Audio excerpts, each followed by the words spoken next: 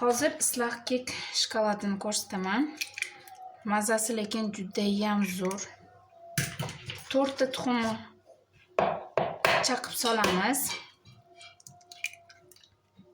Ustiga 200 gram shakar. Mana shuncha yetadi. 200 gram shakar qo'shamiz.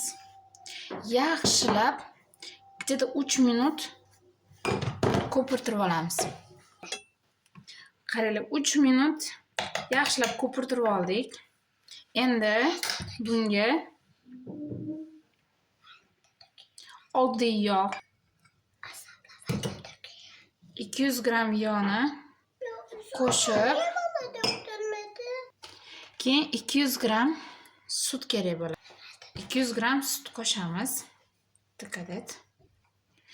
Yog', sut qo'shganimizdan keyin bitta buni ham 1 minut 2 minut yaxshilab mikserlab olamiz.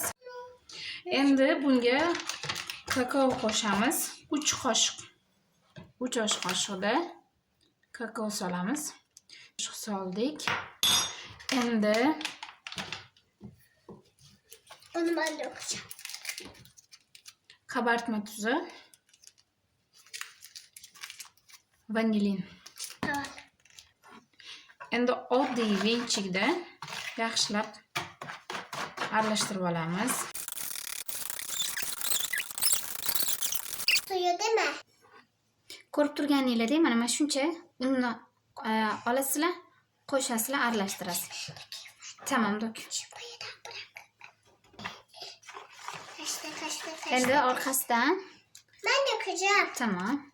Kabartma tozu. İçindeki kabartma tozu bitmedi. Bekle. Dikkat et. Tamam. Tamam kızım. Yok bitmedi, daha var. Oldu. Aferin. Endi buni yaxshilab aralashtiramiz. Duxovkaga 170 daraja issiqlikda где-то bir 30-35 minut atrofida pishirib olasizlar. Qolipinglar bo'lsa, qolipga yaxshilab yog'lasanglar yopishib qolmaydi. Hozir men sizlarga xamiri suyuqligini ham ko'rsataman, qanaqa suyuqlikda. Mana. Qo'rqmanglar, bemalol tayyorlab ko'rsanglar bo'ladi. Ko'rib turganingizdek, xamiri suyuqligi mana shu holatda bo'lishi kerak. Ustiga qo'yish uchun shokoladli sosini tayyorlaymiz. Bunga ham bitta bokal to'la sut kerak bo'ladi. Tamam. Sut, yog'. Sutni qancha qo'ysangiz, yog'i undan ozgina kamroq solasiz. Shuncha yetadi. Qoshiq yana kakao aralashtiramiz. Dökeceğim mi sonra? Bitta bokal to'ldirib shakar solamiz. Sonra ben. Mana tayyor xamiri. Mana shunday qilib tekshirib olasizlar.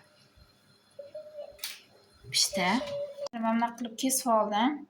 Bu shokoladli sousni mana shunday qilib tinmasdan aralashtirib turish kerak. Qaynab chiqqungacha. Qaynab chiqqandan keyin tayyor bo'ldi degani. Ustidan tayyorlagan sousimizni quyib olamiz. Issiq shokoladli shirinligimiz tayyor. Kimga yoqqan bo'lsa, menga obuna bo'lib, like bosishni unutmang. Ko'rishguncha xayr.